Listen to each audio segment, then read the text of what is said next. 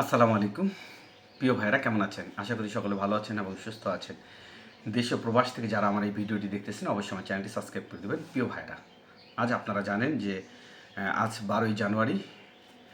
আজকে আপনাদের অনেকের জন্য একটি বিশেষ দিন। কারণ যারা ২০২৩ থেকে ২০২৫ সাল পর্যন্ত যে সকল ভাইয়েরা ইতালির জন্য আবেদন করেছিলেন এবং রিজেক্ট খেয়েছিলেন, আজকে অনেকেই কিন্তু সেই যারা রিজেক্ট খেয়েছিলেন তাদের অনেকেই কিন্তু আজকে কিন্তু আবেদন করবেন, অর্থাৎ ক্লিক ডেতে অংশগ্রহণ করবেন। অনেকে আবেদন করে রেখেছিলেন এবং পূর্বে যে সকল ভাইয়েরা আমাদের সহযোদ্ধা ভাইয়েরা ছিল অনেকেই আজকে অনেকের সাথে কথা হয়েছে, অনেকেই এই ২৬ সালের কোঠায় আবেদন করতেছে তারা, এবং পূর্বের ন্যায় তারা আবারও গ্রুপে ফিরে আসবে। এটা একটা অনেক বড় একটা ভালো জিনিস যে গ্রুপগুলো যেভাবে ঝিমিয়ে গিয়েছিল ইনশাল্লাহ আবারও গ্রুপগুলো জেগে উঠবে, সকলের বিভিন্ন ধরনের ইনফরমেশন কথাবার্তাগুলো।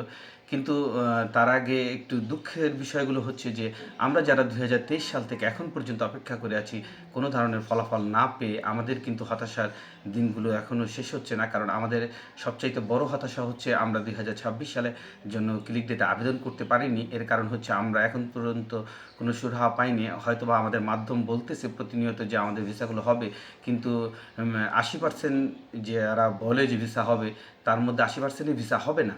এখন আসলে কখন রিজেক্ট আসে, সেই রিজেক্টটা আসার পর এখন যেহেতু ২০২৬ আমরা আবেদন করতে পারিনি, সেহেতু আমাদের আবার ২০২৭-এর আগে আবেদন করার কোনো সুযোগ নেই।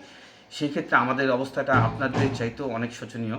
তাই আমি আপনাদের যারা এখন পর্যন্ত অপেক্ষায় আছে আমরা সকলকে বলবো যে আপনারা ইনশাআল্লাহ একটু ধৈর্য ধরেন।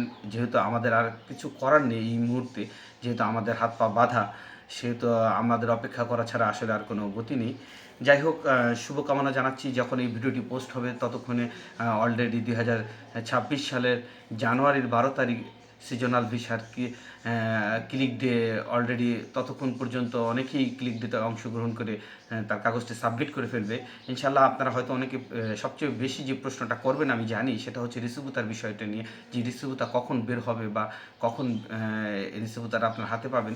সেই বিষয়টা যদি বলতে হয় তাহলে যদিও রিসিভুতা বের হওয়ার সময়টা তাড়াতাড়ি হওয়ার কথা, কারণ আগের মতন ঝামেলাগুলো এখন নেই, কিন্তু তারপরও বোঝা যাবে যে রিসিভুতা কখন বের হয়, যখন আমাদের উকিল বা আমাদের মাধ্যমগুলো যারা ক্লিক ডেতে অংশগ্রহণ করবে তারা হয়তো সেখানে থাকবে, হয়তো বা উকিলের মাধ্যমে তারা রিসিভুতা হয়তো হাতে পেয়ে যাবে, অথবা আজকে না হলেও কালকের মধ্যে আপনারা অনেকেই ম্যাক্সিমাম লোকই রিসিভুতা হাতে পেয়ে যাবেন ইনশাআল্লাহ। আপনারা টেনশন করবেন না। যারা ২৬-এর জন্য আবেদন করছেন সেই আবেদনগুলো কিন্তু এতটাই সুন্দরভাবে হচ্ছে, কারণ আগে একটা সময় ছিল ক্লিক ডেতে ডাইরেক্ট অংশগ্রহণ করা, এখন কিন্তু সেরকম না।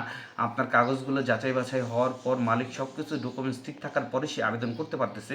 এবং আরেকটি বিষয় হচ্ছে মালিক চাইলেই একাধিক পাসপোর্টের জন্য ভিসার জন্য আবেদন করতে পারবে না।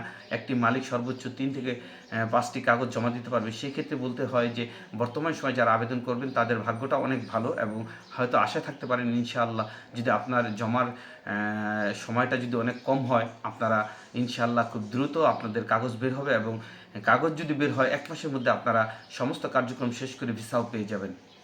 যাই হোক, অনেকের ভাগ্য আবারও পুনরায় খুলে যাবে। তবে আমরা যারা এখনও বসে আছি, আসলে আমাদের ভাগ্যটা কবে খুলবে সেটা একমাত্র উপর আল্লাহই জানে, এবং আমাদের এই দুঃখের দিন কবে শেষ হবে সেটা একমাত্র আল্লাহ তাআলাই জানে। যাই হোক, ঢাকা বিএফএস গ্লোবালের যে সর্বশেষ আপডেট, সেই আপডেটটি আজকে আপনাদেরকে জানিয়ে দিচ্ছি। প্রিয় ভাইরা, আজকে ঢাকা বিএফএস গ্লোবালে মোটামুটি আলহামদুলিল্লাহ অনেক লোক ছিল, তবে বরাবরের মতোই রিজেক্টের পরিমাণটা সবচাইতে বেশি। গতকালকে অনেকগুলো এসএমএস দেখেছি যেগুলো রিজেক্ট, এবং আজকেও অনেকগুলো এসএমএস অলরেডি কিছুক্ষণ আগেও দেখলাম যে কয়েকজনে রিজেক্টের এসএমএস দিয়েছে। বেশিরভাগই দেখছি নাপোলি শহরেরই, কিন্তু এখনও অন্যান্য শহরগুলোতে কার্যক্রমগুলো ওইভাবে চোখে পড়ার মতো না। বিশেষ করে আমি কিছু লোকের কথা জানি যারা যাদের মাধ্যম তাদেরকে বলে দিয়েছে যে আপনাদের কাগজগুলো হবে না, অথবা তাদেরকে সরাসরি টাকাও দিয়ে দিয়েছে বা কোনো ধরনের ঝামেলাও তাদের শেষ করে দিয়েছে, কিন্তু তাদের কাগজগুলো এখনও রিজেক্ট আসতেছে না। তার অর্থ দাঁড়াচ্ছে যে এখন পর্যন্ত সব শহরের যে কার্যক্রমগুলো ওইভাবে চোখে পড়ার মতো না, এবং ওইভাবে কার্যক্রমগুলো হচ্ছে না। তবে এখন সবচেয়ে বেশি কার্যক্রম যেটা হচ্ছে সেটা হচ্ছে নাপোলি শহরের কাজটা বেশি হচ্ছে, যদিও নাপোলি শহরের প্রচুর পরিমাণে কাজ বাকি থাকার কারণে হয়তো বা বেশি নাপোলি শহরের চোখে পড়ছে। তবে অন্যান্য শহরগুলোরও হচ্ছে, তবে তুলনামূলক কম, এবং রিজেক্টের পরিমাণটা মোটামুটি আছে।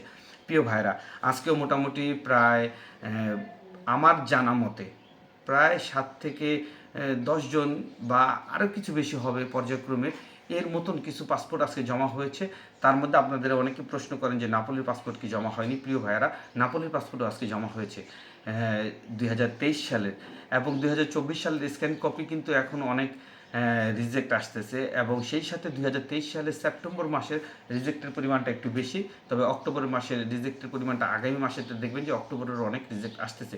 তবে ধারাবাহিকভাবে কিন্তু কম বেশি দিচ্ছে, অর্থাৎ যে শুধু সেপ্টেম্বরে দিচ্ছে বিষয়টা এরকম না। স্ক্যান কপি দিচ্ছে, অর্থাৎ 2024-এর দিচ্ছে, 23-এরও দিচ্ছে। তবে প্রিয় ভাইয়েরা, আসলে আজকের যে বিষয়টা, আজকে টোটালি হয়তো অনেকে বলবেন যে ভাইয়া আপনি 24-26 নিয়ে কথা বলেন, 23-24 নিয়ে কেন কথা বলেন, কম কথা বলেন। প্রিয় ভাইয়েরা, 23-24 নিয়ে আসলে আর কত কথা বলবো, প্রতিনিয়তই তো 23-24 নিয়ে কথা বলি। যেহেতু আমি নিজে একজন 23-এর ভুক্তভোগী, সেহেতু 23 নিয়ে তো আমার সবসময় আগ্রহটা বেশি থাকে। যাই হোক, আসরের আজান অলরেডি দিয়ে দিয়েছি যখন আমি ভিডিওটি তৈরি করতেছি। আপনাদের আর ডিস্টার্ব করবো না, আপনারা ভালো থাকবেন, সুস্থ থাকবেন, এবং কোনো কিছু জানার থাকলে কমেন্টস করবেন, আপনারা সেই কমেন্টসের উত্তর দিয়ে দেবো। আসসালামু আলাইকুম।